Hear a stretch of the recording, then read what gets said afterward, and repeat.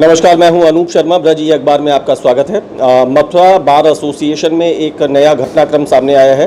UP bar council ने Mathura bar association के अध्यक्ष अजीत तिहरिया और सचिव सत्येंद्र परिहार को 1 वर्ष के लिए सस्पेंड कर दिया है। अच्छा, एक बात बताएं गर्ग साहब, जल्दी कर लेते हैं कि आखिर ये स्थितियाँ क्यों उत्पन्न हुई। कोई कमेंट करना चाहेंगे? ऐसा इतना मतलब मैं मानता हूँ कि एक बड़ा डिसीजन है, बहुत रेयर काइंड ऑफ डिसीजन है। 2 बड़े पदाधिकारी, बार को संचालित करने वाले 2 प्रमुख पदाधिकारी, उनको 1 साल के लिए सस्पेंड किया जाता है। कुछ कारण ऐसे होते हैं कि जिसमें आदमी करना तो बहुत कुछ चाहता है, लेकिन जब वो करता है तो सामने वालों को समझ में ना आ जाए, संभव नहीं है। यूपी बार काउंसिल को भी समझ में नहीं आया? नहीं आता। इतना समझ में आ गया कि सस्पेंशन कर दिया। हो सकता है, बहुत सी बातें ऐसी होती है कि उन्होंने रवि साहब सुनाई बातें। मैं उधर जाना चाह रहा हूं, मैं उधर जल्दी से। बिल्कुल। देखिए, ऐसा है, ये मैटर एक शिकायत के आधार पर रेज हुआ था और हमारा पक्ष बार की तरफ से माननीय अध्यक्ष महोदय और माननीय सचिव महोदय को रखा जाना था। क्योंकि हमारे माननीय अध्यक्ष गंभीर रूप से बीमार है, हार्ट के पेशेंट है और उनका लगातार इलाज चल रहा है और वो जाने में असमर्थ रहे वहाँ। और ये इस ऑर्डर में भी इंगित है कि उनके द्वारा ये वहाँ ना जाना। और सचिव महोदय, मुझे जो लगता है, इस पक्ष को हमारे माननीय अध्यक्ष महोदय की अनुपस्थिति की वजह से और प्रॉपर तरीके से नहीं रख पाए और ये स्थिति खड़ी हो गई। बबीता जी, जल्दी आप बता दीजिए, फिर मैं सदस्य साथियों से बात करूंगा। आखिर क्यों हुए उत्पन्न ऐसे हालात?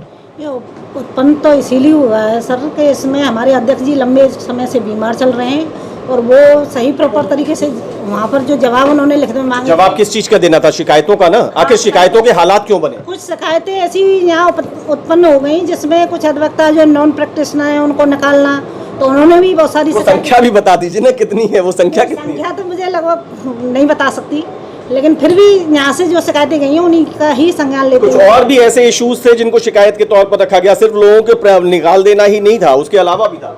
नहीं, मुझे तो नहीं लगता कि उसके अलावा कोई ज्यादा कुछ ऐसी शिकायत। पत्र पढ़िएगा, आपको पता चलेगा। बबीता जी जल्दी बताइए। गौरव, आप बताइए क्या कहना चाहेंगे? देखिए, इसकी सत्यता पर तो प्रश्न चिन्ह जो कोई लोग लगा रहे हैं, मुझे नहीं लगता वो उचित है। क्योंकि जो letter bar council of Uttar Pradesh से जारी हुआ है, माननीय जिला जज महोदय के यहाँ से आपके पास रिसीव हुआ है, तो सत्यता पर तो प्रश्न चिन्ह लगाना उचित नहीं है। बाकी अगर इसे सच मान ले, फिर मैं अगर कह रहा हूँ, तो फिर आखिर ये हालात क्यों उत्पन्न हुए? देखिए, शिकायत करिए लोगों ने। बार शिकायतों की वजह क्यों बनी? ऐसी स्थितियां क्यों आई बार में कि आपस में शिकायतों का इस तरीके का इतना बड़ा असर? देखिए, बार के इतिहास में आज तक कभी ऐसा नहीं हुआ, जहां तक मैं जानता हूं। ये पहली बार ऐसा हुआ है बार के इतिहास में कि बार काउंसिल से कोई ऐसा सर्कुलर। ऐसे भी जल्दी से कंफर्म कर लूं, मुझे भी लगता है कि मैं नहीं जानता। सर्वेश भाई, आज से पहले कभी इस तरीके का ऑर्डर आया क्या मथुरा में? नहीं, कभी नहीं आया। रवि भाई, कभी है? ऐसा कभी नहीं हुआ किसी पदाधिकारी को किसी 1 वर्ष के लिए इस तरह किया गया हो पदाधिकारी के रूप में। हाँ, एक इंडिविजुअल एडवोकेट के रूप में किस तरह के जजमेंट्स आते रहते हैं, उनकी अपील होती रहती है और आगे बढ़ता रहता है काम।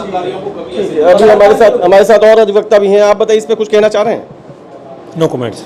मतलब इसलिए कि नहीं, घर की बात है, ज्यादा नहीं बोलना चाहिए। घर की बात है। आप दोनों, हालांकि यूनिफॉर्म में नहीं है लेकिन अधिवक्ता ही हैं। जी बताइए, आप कुछ कहेंगे? दरअसल क्या, मैंने अभी पत्र पढ़ा नहीं है, वो तो मैं ज्यादा कुछ कह नहीं सकता। अच्छा, चलिए, पत्र ना पढ़ा, लेकिन ये विषय तो चला आ रहा है ना। जी बताइए। हमारे भूतपूर्व ऑडिटर महोदय हैं और बड़े हंसमुख हैं और बड़े बहुत मुस्कुराता हुआ हमेशा चेहरा रखते हैं। सर, क्या कहेंगे इस पूरे प्रकरण पर? पहली बात, पत्र को आप सही मानते हैं? मैंने अभी पत्र का पूर्ण रूप से अवलोकन नहीं किया। व्हाट्सएप के जरिए मेरे को जो संज्ञान में आया है उसके अनुसार तो अभी पूर्ण रूप से सही बातें नहीं रखी जा सकती। इतना संज्ञान में था कि हाँ, बार काउंसिल में कुछ शिकायतें की गई थी जिस पर कि हमारे अध्यक्ष और सचिव द्वारा कमेटी से किया गया था विचार पूरा, पर उसमें कहाँ कमियां रहीं, किस वजह से ये आदेश आ पाया, इसके भी पूर्ण संज्ञान में मैं नहीं कह सकता। आप बताइए। नो है? No comments. हमसे भी कहा, no reference number on that letter, और उस पर कोई भी आप चाहते हैं कि इसको और गहराई से इसकी सत्यता की जांच कर ली जाए। हालांकि इसके लिए कोई बहुत दूर की कौड़ी नहीं है, सत्यता की जांच करना कोई बहुत दूर की कौड़ी नहीं है। यूपी बार एसोसिएशन काउंसिल के लिए यहाँ बैठे हुए उपाध्यक्ष 1 सेकंड का उनका काम नहीं है, लेकिन आखिर क्यों नहीं कर रहे हैं ये लोग जाने।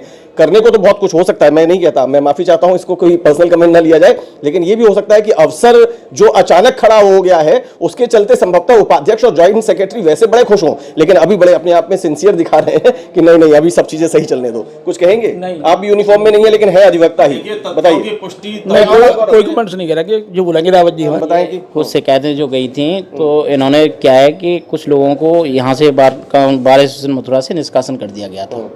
जिसमें कि संख्या बताई गई थी कि 1200 की समथिंग संख्या है। सर्वेश भाई बता दीजिए कितनी है। हाँ 1200 ही बता रहे हैं, जो पत्र में इसमें जो लिखा है, जो मैंने पढ़ा है उसमें 1200 के समथिंग है, कुछ ऐसा है। हाँ ठीक है, जैसा अखबारों में भी आया, जो भी है उसमें कुछ अधिवक्ताओं ने वहाँ पे अपने COP सर्टिफिकेट लगा के और बार काउंसिल के समक्ष रखे।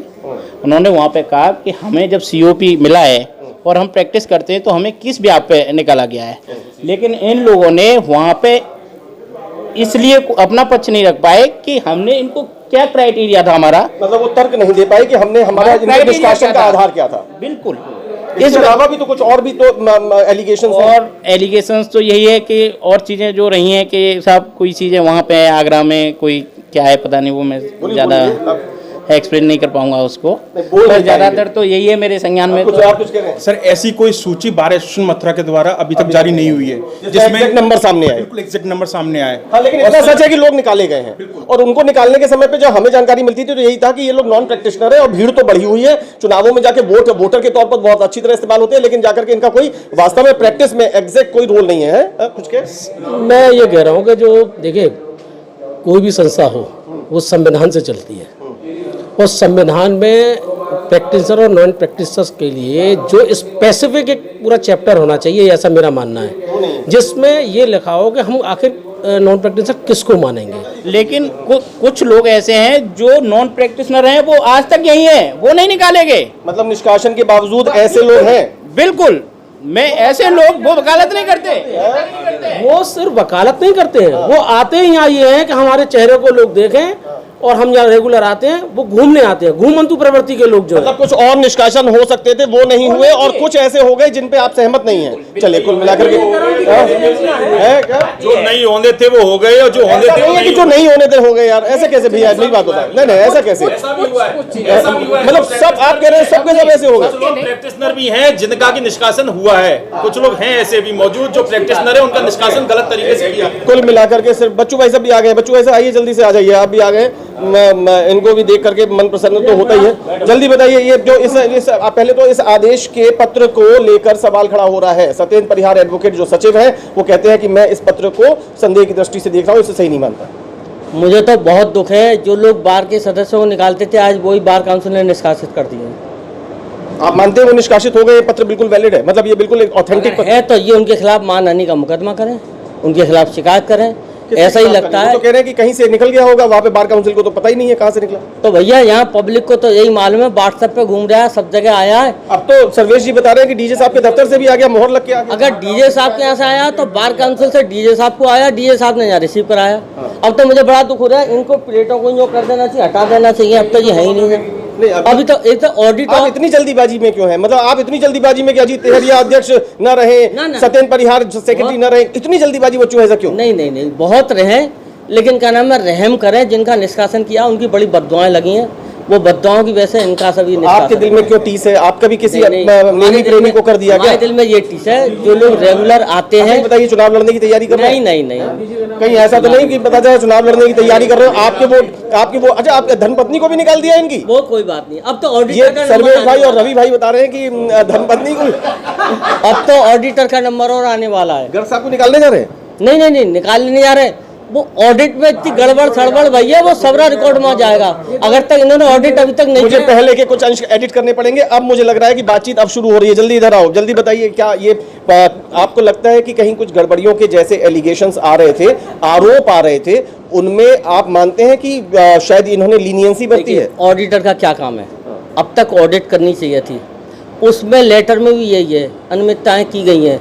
क्या है? ऑडिट ने और हमारे ऑडिटर ने ऑडिट क्यों नहीं करा? मानते हैं फिर इसकी जिम्मेदारी गर्ग साहब को लेनी चाहिए? देनी चाहिए, स्वाभाविक देनी चाहिए। अब तो मामला फंसा दिया बच्चों ने। नहीं, कोई मामला नहीं फंसाया है। वो जो वहाँ लेटर गए हैं वो मेरी ऑडिट से पहले वाले ऑडिटर ने दिए हैं। जो वहाँ पर लेटर गए हैं, जो कागजात लगे हैं, वो मेरे से पहले वाले ऑडिटर महोदय के द्वारा संग्रहित सिग्नेचर होते हैं। आप ऐसा ये तो कह रहे हैं कि मेरे से पहले वाले लेटर लगे हैं, अरे जबकि कार्यकाल तो नहीं, आप आ जाइए बच्चों, कार्यकाल तो दोनों का एक सा है। जब इनका कार्यकाल और उनका कार्यकाल एक सा है तो पहले वाला ऑडिटर कौन सा चला? नहीं, देखिए हम तो ये जानते हैं, इस साल जो रिज्यूम में है उनको अपनी सफाई भी देनी चाहिए और अपना जो उन पर आरोप है बताना चाहिए कि हम पर वो आरोप गलत है। आज बेचारे सुबह से शाम तक जहाँ है नहीं है, अभी तक मुझे बड़ा आप तो कुछ सोच के आए हैं लगता है। नहीं हम तो आपसे मोहब्बत में मजा लेने आए हैं आज जिंदगी और के। मेरे साथ साथ आप गर्ग साहब से क्यों मजा ले रहे हैं, उनका बीपी क्यों बढ़ा रहे हैं? गर्ग साहब का बीपी तो इसलिए बढ़ गया कि उसमें आपने पढ़िए और मैं ऑर्डर की कॉपियाँ मुझ पे है, मैं दूंगा।